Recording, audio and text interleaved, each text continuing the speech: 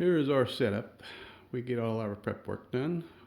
Kim usually takes care of all the ingredients and prepping, and we do this while the oven is preheating to 500 plus.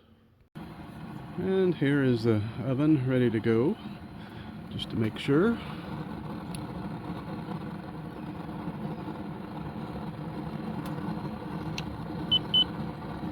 There we go. 560 degrees. Pizza time. Alright, this is how we do our solo stove pizza. I use the solo stove pizza oven dough recipe, New York style crust. You make up your dough, and then after 30 minutes you cut it into 6 even balls and cook a couple and freeze however many you got left. This one is a frozen one, or a thaw oven. It takes about 4 hours to thaw after you have frozen it. And it's a little sticky when it comes out of being thawed. So, just put a little flour on it. Till it work from the middle to the out. Let's see you twirl it. I can't twirl, and I can't twerk. You can twerk.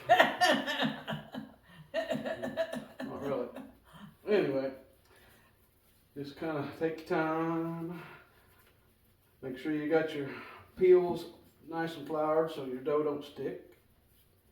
That's the worst thing happens is whenever you go to put it in the oven and it all falls off in the oven.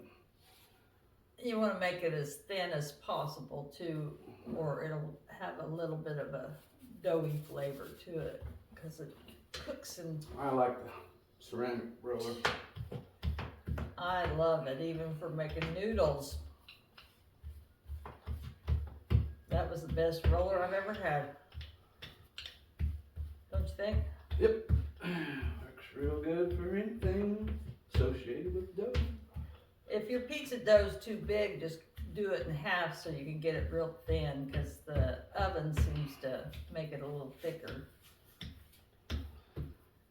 But when you do that dough recipe, 6 balls works out real good. Try to half that out. It's my very favorite pizza. It's delicious. And when it's thawed, sometimes it likes to retract a little bit, so I'm making this one just a little bit bigger than the board to start with. As I said, it's very important not to get it stuck. Oh, So he's gonna twirl it, I think. add you a little bit of extra flour on the other side when you turn it over. What do you think, Molly? What do you think, huh?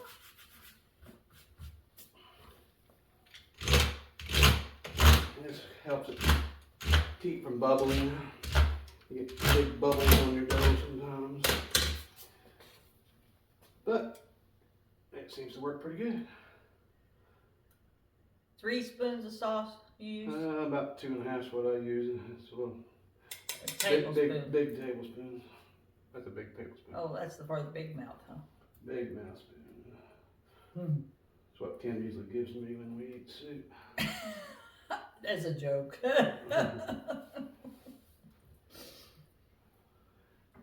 And I try to go out toward the edge, just so it's not as burnt, dry looking. It'll look a little more, it's not burnt, but it looks a lot drier if you don't have a little bit of sauce on the edge. Get that little spot there. Yes, there you Okay. go. Inspector there. I gotta make sure you do it right.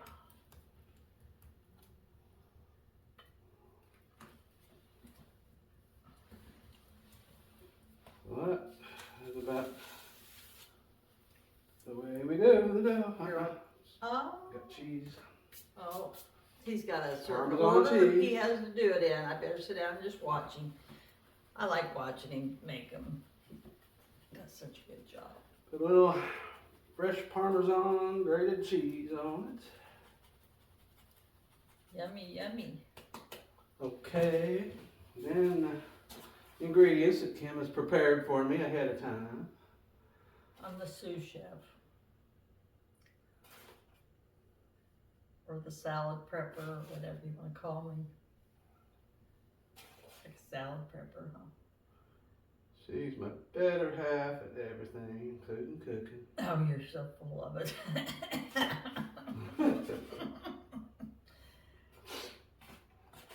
Pants on fire, Luella.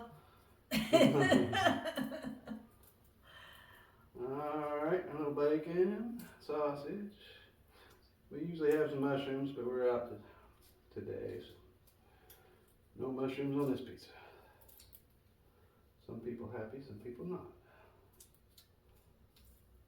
It's good with anything on it. I have made plain old cheese pizza for the grandkids before.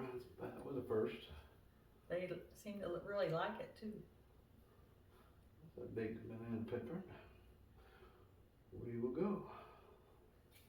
And how many, you have an exact amount of pepperoni you use, right? 8 pieces? 8 Right. pepperonis. 8 pepperonis. Exactly, like she said. I gotta get the crumbs off there. Straight across.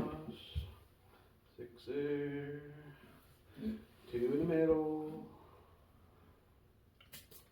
And our mozzarella cheese. And it's about time to eat.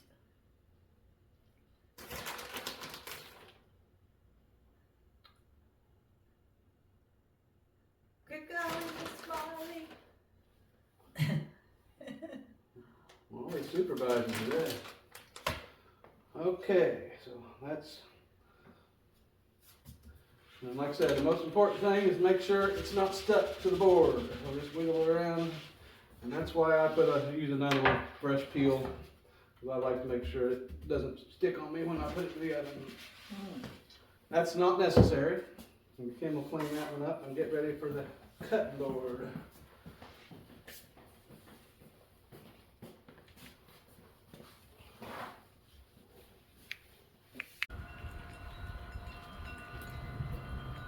Okay, now's the time to get her in the oven. Slides right in. And I like to use my handy dandy second hand on my old style watch here. Takes 2 minutes, and in the solo stove pizza oven I like to turn it every 15 seconds.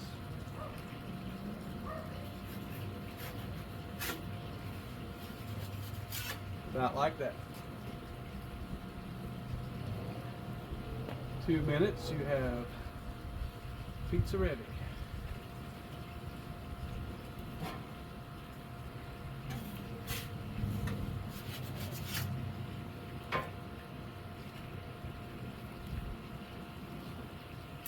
And if you use a grill and a stone on your grill, you might not have to turn it as often because it's probably more consistently heated. Mine's more hot in the back of the oven than it is in the front of the oven, so that's why it has to be rotated, I think. You have to try your grill, figure it out for yourself. Probably try to turn it a little bit, maybe not as often as 15 seconds.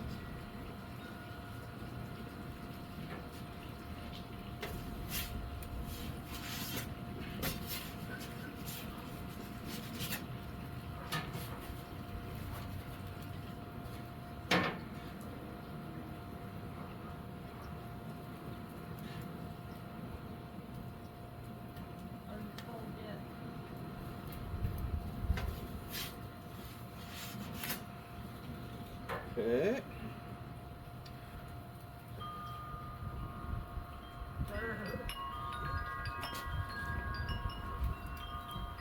It is a little bit cool out here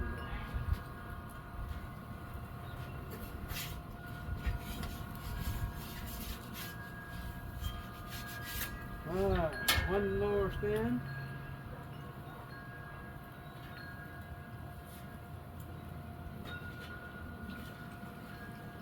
Cutting board ready. And you have pizza time. I'll leave my oven on a little bit just so it's ready to clean before I shut it off.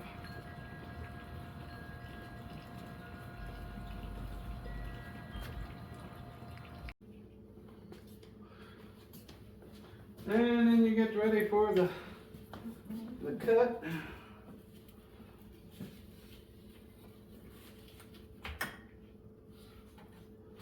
Once,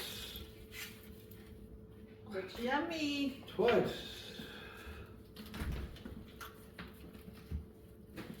thrice, and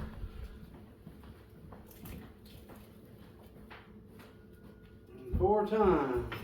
And you got, you can always put a little bit more Parmesan on the top, just for good measure.